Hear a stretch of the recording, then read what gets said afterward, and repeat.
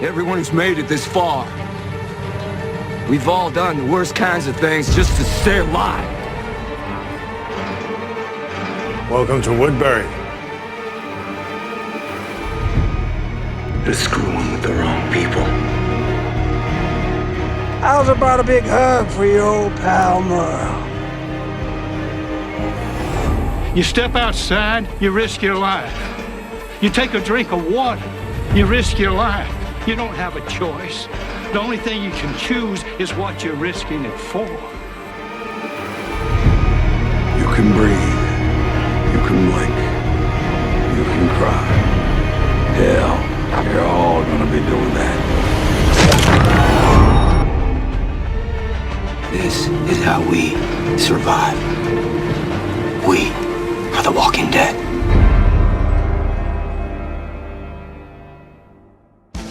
Welcome to Season 6 of Chasing the Walking Dead. Once again, here we are in Georgia, getting ready to head off into the zombie apocalypse. And as always, I'm with Pat and Mark, and we're just finishing loading the car, and we're ready to go.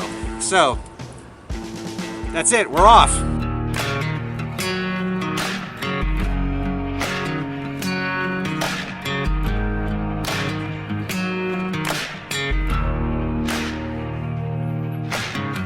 So we're on the road to Senoia, Georgia. Senoia is sort of the central point of the entire Walking Dead universe. The studio is right outside of the town, and of course Senoia was the stand-in for Woodbury in the early, say, third of the series. And it's a beautiful little town, and of course it's also now the home of Alexandria.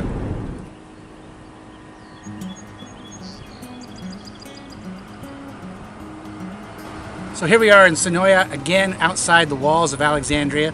In the background you can see the windmill. It's a year since we were here shooting last time, and we've noticed some differences. Well, what have you noticed about the windmill? It's a little weathered.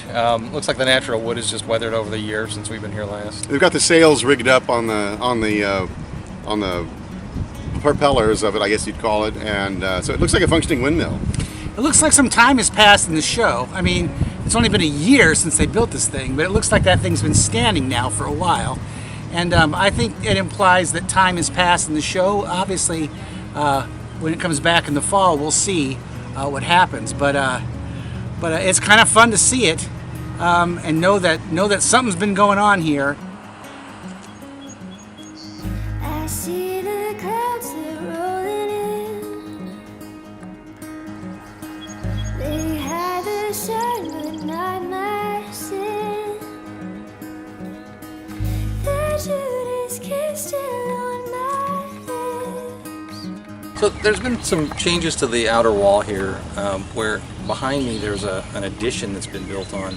Looks like a walkway, like a patrol walkway, but it's on the outside of the steel wall. It's an interesting addition, and we'll be interested to see what that means during the show. We're going to label that a sentry post. We think we figured something out. So the sentry post behind us, the area that we're labeling a sentry post, even though it's on the outside of the wall, we believe that the filming would be from the inside, which would suggest that where we're at would be on the inside. So it's a reverse trick for filming purposes. So this would actually always appear to be on the inside of the wall, even though it's the outside. With that in mind, we think this section of walkway may be the reverse angle, where you want to look at the people from the inside of the wall on the walkway.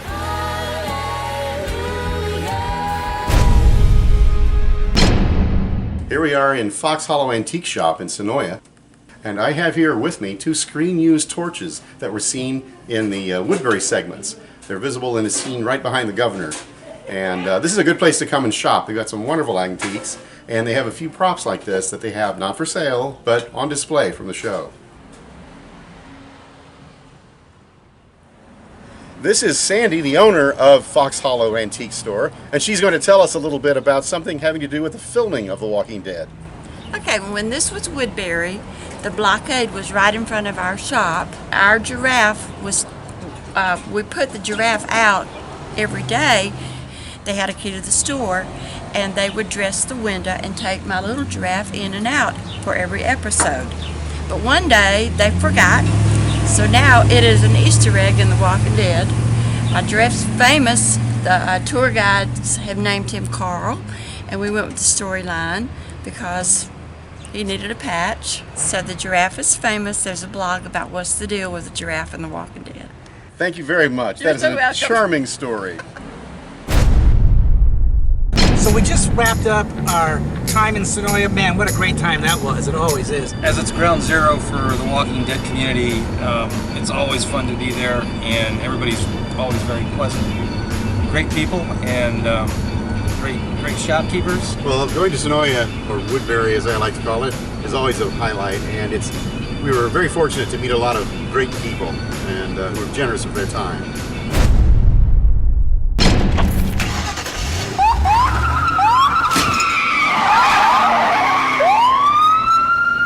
And now we're going back in time. Back to the first season. All the way back in time, even before the zombie apocalypse.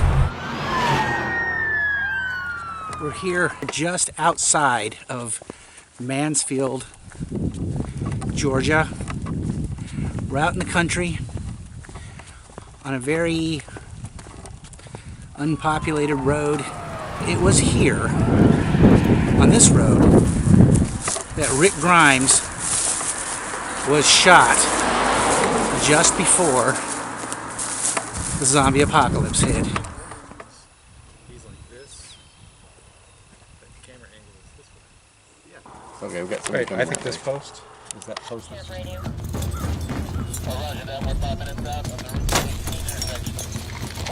Dispatch, Unit 1, Unit 3. We are 1097 in Code 100. Highway 18, EB of Interstate, please advise. Rick and Shane set a car, their squad car, across this road in a defensive position. Stop sticks in the front. They are facing west right now, while the suspects are heading east. The suspects then, when they reappear in another cut, they're actually traveling in the opposite direction, and that's where we see them go off into the field. When it's edited all together, it all seems to be a continuous bit of action, but it is in fact filmed all over this range of road from different directions.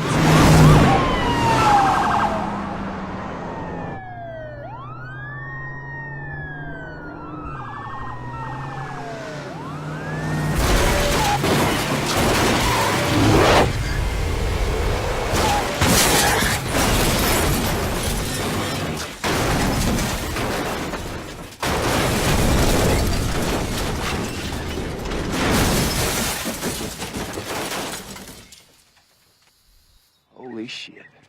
We had to work really hard to find this location. It's commonly believed that the location where the criminal's car went off the road and Rick ended up getting shot at was about a quarter of a mile to the west of where we're standing now. We're standing on the north side of the road, but it took a lot of hard work, and I think we have discovered that this is the spot. There's an interesting feature that's barely visible in one of the shots in the lower right corner, and that is what appears to be some field rock that's been pulled up and put aside out of the field. And we found a large pile of it down here, and when viewed across it and looking, oddly enough, more in a westerly direction than we had figured, you are looking onto a field with the same curvature as what you see on the screen when you look at the car that has crashed.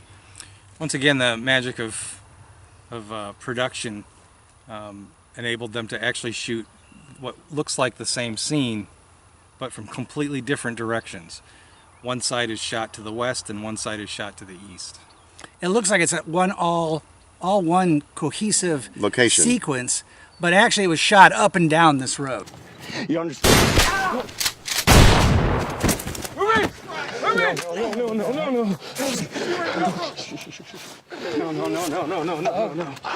He's hurt! That's it. You hear me? Okay. I'm right here, Rick. You stay with me. Before we headed out to shoot this season of Chasing the Walking Dead, we put a call out on our Facebook page to that if anybody had any questions they would like us to answer during the show, to go ahead and post them, and some of you did. And so we're going to answer one right now. This is from Bobby G from Massachusetts. Bobby writes, I absolutely adore you guys. Thank you, Bobby. We're really grateful. She writes, I wanted to know how you all started this. What made you decide that you want to chase The Walking Dead? Well, I think that the first and most important thing is that we are fans of the show. We think the show is incredible. And at some point, we all realize that this thing is shot in a real place.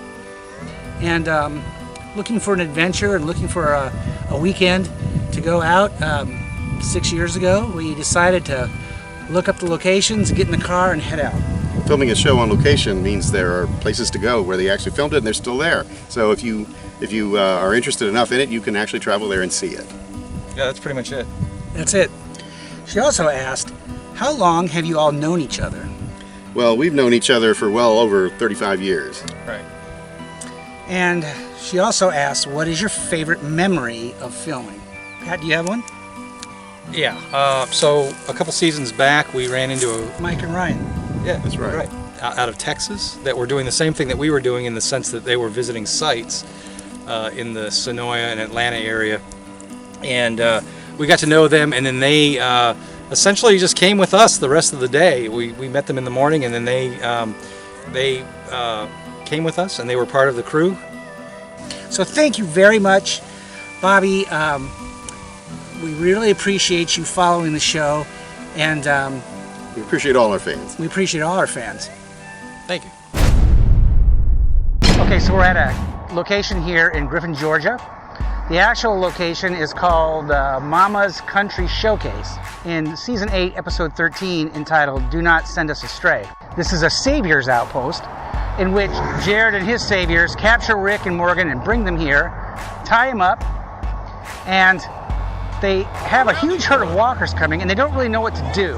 And Rick and Morgan convince them to untie them so they can help fight the herd that's coming. Unfortunately, what happened? They convince them to untie them, they get free, and then they kill them.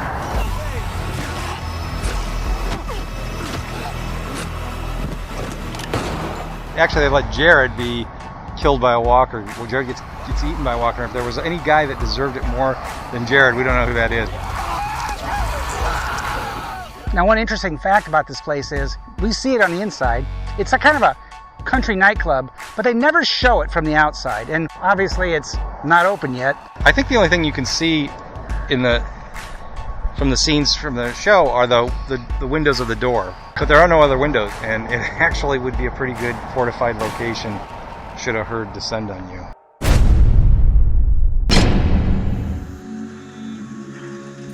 Here we are at the site of a scene from Season 3, Episode 6, where Glenn and Maggie come to get supplies.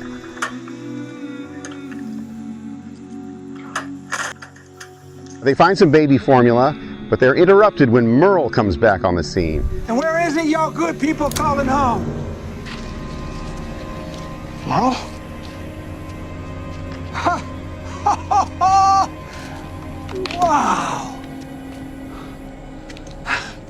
Hey, back the hell up! Oh, okay, honey. He takes Maggie hostage and forces Glenn to drive them both back to Woodbury. Hold up, buddy, hold up. Let go of her. Let go of her! Put that gun in the car right now. Put it in the car, son. There you go. Now we're gonna go for a little drive. Okay. Yes!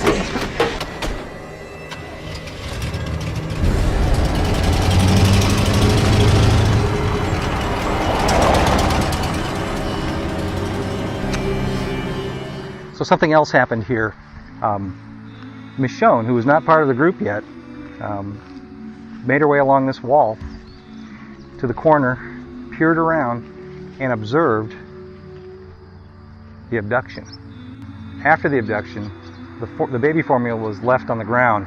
She went over and picked it up and then took it with her to the prison.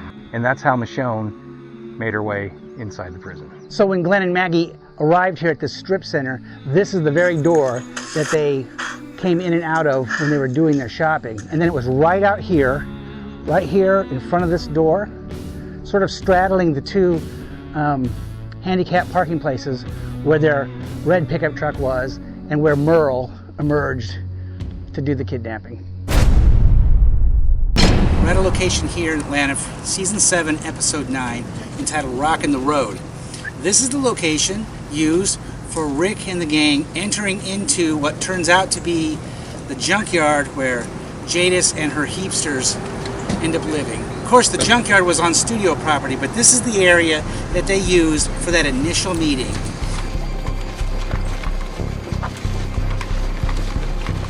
You can believe that there are junkyard people living here.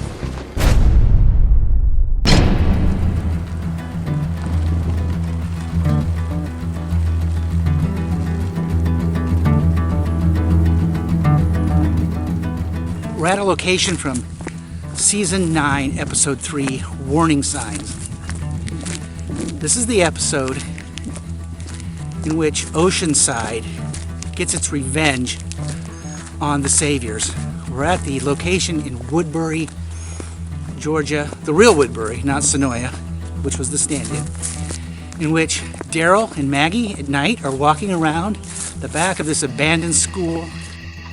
They encounter some of our Oceanside people getting ready to execute one of the Saviors that killed children. Beg, like you made them beg.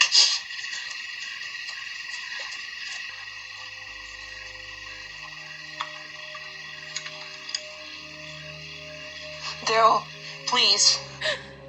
They murdered my mother. She shot my brother right here. And they took everything because they could. He was only 11 years old. And what did you say? I don't remember. What did you say?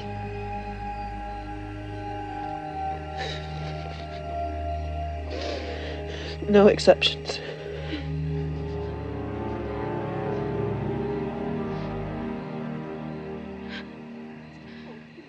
Daryl, Maggie! Daryl, you can't do this! I've changed!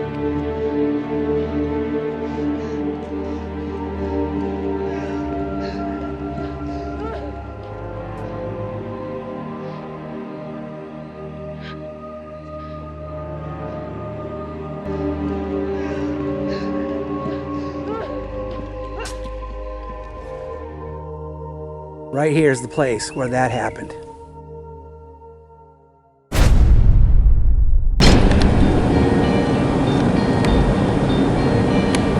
We're heading back into Atlanta. We're going to revisit a seminal moment from season 1, the first episode, Days Gone By. We think it's time that we visit the Bicycle Girl.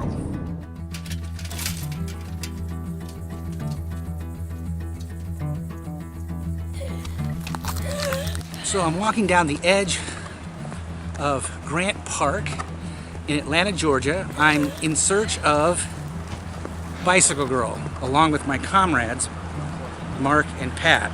Mark and Pat are working on trying to find the exact spot where Bicycle Girl was. We have reason to believe that they were in this park.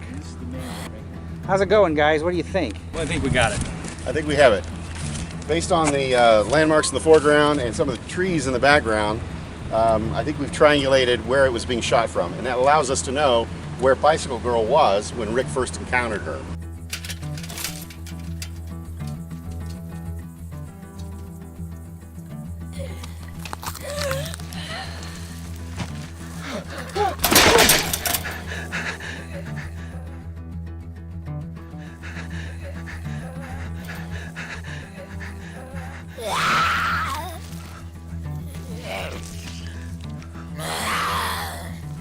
I think we have pretty well identified exactly where Bicycle Girl was here in the park when she first encountered Rick Grimes in the first episode of the show. Any idea beyond having identified the spot that emerged? Well, it's been 10 years or more since they filmed it. If we'd gotten here a bit earlier, we might have found some evidence of the ground where they had to dig the pit to put the actress in it, since only half of her could be above the ground. but with the passage of time, that is no longer visible. The trees have grown up, but they are still recognizable, and I feel pretty confident in our parallax judgment. Another thing is that the shots that involved Rick were required different placement for Rick, just to get the angles to make sense. So at one point, Rick is in this general area where the camera is, and then in another shot, they actually move him this way in order to make it shot. It's pretty cool to be here. Another one ride the bus.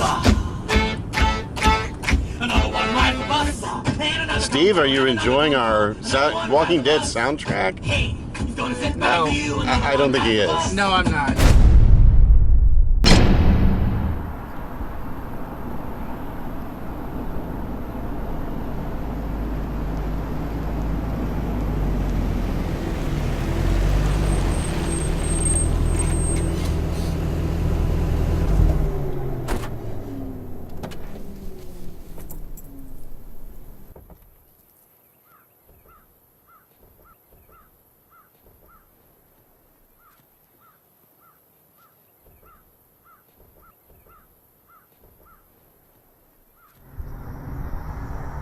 So here we are at a place from the very first episode of The Walking Dead. It's that spot in Days Gone By where Rick, who's run out of gas right up here at the top of the hill, comes down, he's got his gas can, he needs gasoline on the road to Atlanta. He stops at this gas station and ends up meeting a little blonde girl with a teddy bear. And this is how we know this is not going to be like other television shows.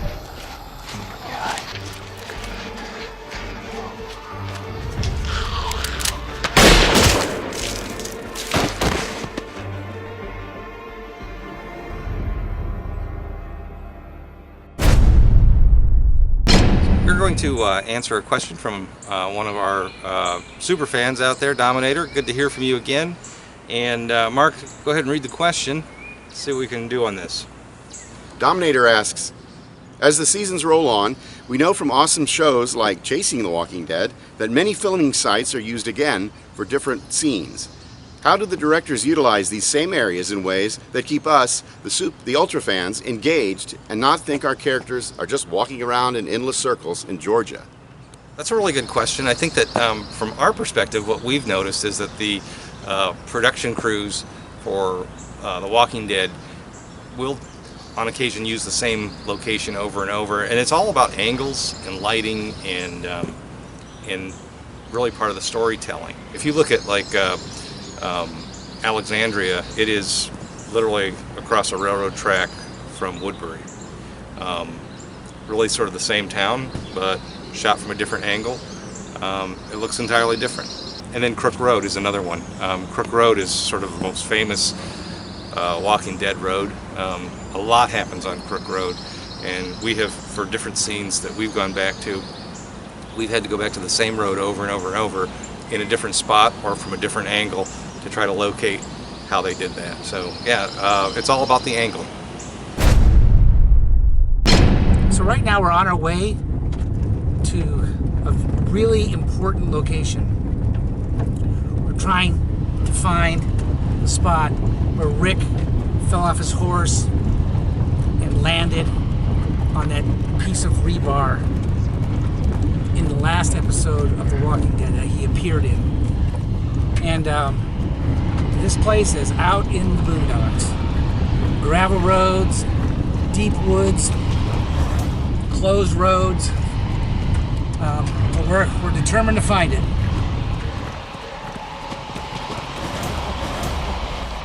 Whoa.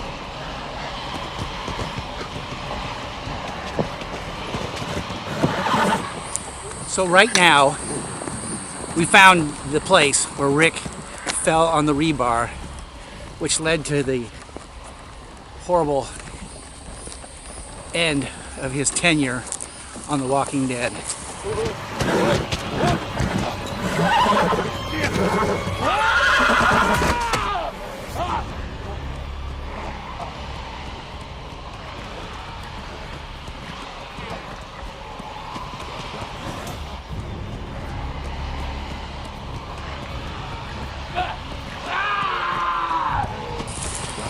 we're here. And Pat and Mark have been working to identify, to make sure we understand not only where we are, but where the rebar was and exactly how the intersection laid out. It's complicated. So guys, how's it going here? Well, we've just about triangulated the position. We're not sure about the elevation yet. We're still working on that. It does seem like a lot of these shots were done from a crane or some kind of elevated platform. We got it? I think so. Yep. That's good because this is a very important place. This is the fateful intersection where Rick Grimes encountered two separate walker herds, which spooked his horse and ended up getting him impaled. Like we said, there were two herds. One was coming this way, coming up this road to the intersection. And another one was coming up this way. When checking the parallax for this shot, we noticed that the shot had been optically flipped left to right for use in the show. We're not sure why they did this.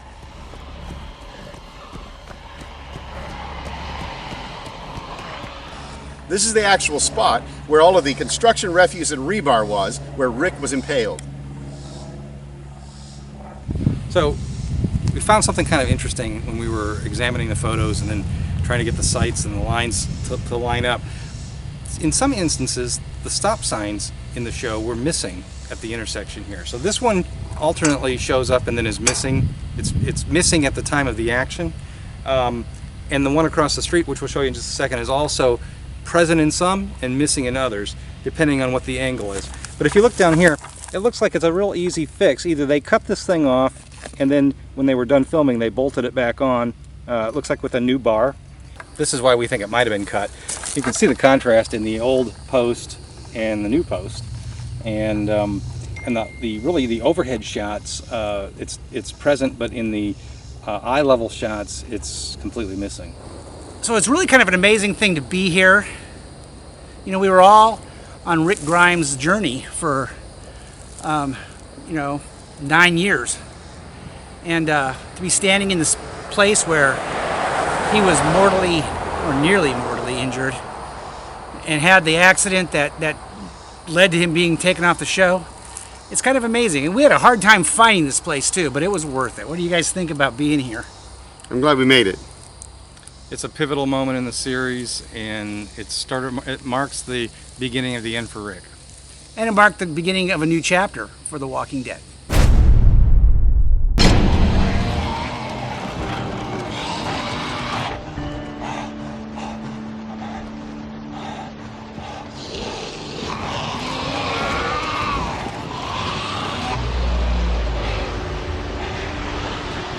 So I'm standing on the bridge, that fateful bridge where Rick made his last stand.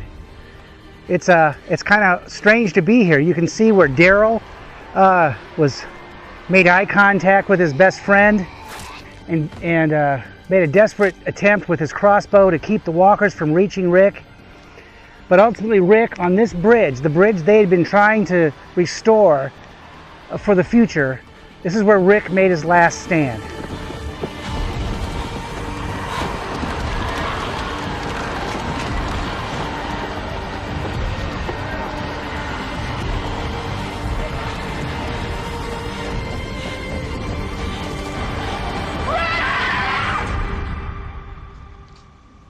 I found him.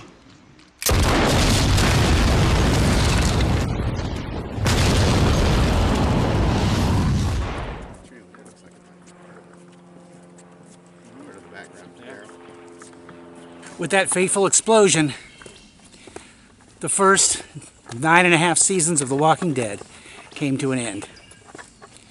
And it's very strange to be standing here on the bridge where it happened. It's Sunday morning after several days of shooting here in Georgia, down here in the zombie apocalypse, but it's time to go home. So I just want to ask, Mark and Pat, what was your favorite location from this year's shooting? For me, it was the spot where Rick fell on the rebar. We were riding the horse and encountered the two herds of walkers and then fell on the rebar. That was really good. We were able to, I think, really lock that one down very well. Mark? I think my favorite was finding the exactly in the park where Rick first encountered Bicycle Girl. It's always fun when you have large landmarks where you can triangulate the exact camera positions and you can be pretty sure about where everything took place. What about you, Steve? What was your favorite? Bicycle Girl was a really good one. What I liked about that one was that we were able to actually stand on the very spot where this sort of iconic walker, although she wasn't really walking, was she? Was that from, you know, she's an icon of the series. But personally, my favorite, I think, was finding that lonely country road where Rick Grimes was shot pre-apocalypse by the criminals of the car wreck who sent him into the hospital. I think it was really hot out there, but it was really cool. We had to work hard to find that one. So that concludes this episode of Chasing the Walking Dead, our first episode of Season 6. We'll return in October with our second episode for Season 6. Until then, we all want to thank you for watching. Drifting on the spaceway by the Beetlejuice Hotel, mapping out constellations of the place I know so well. Welcome to my world.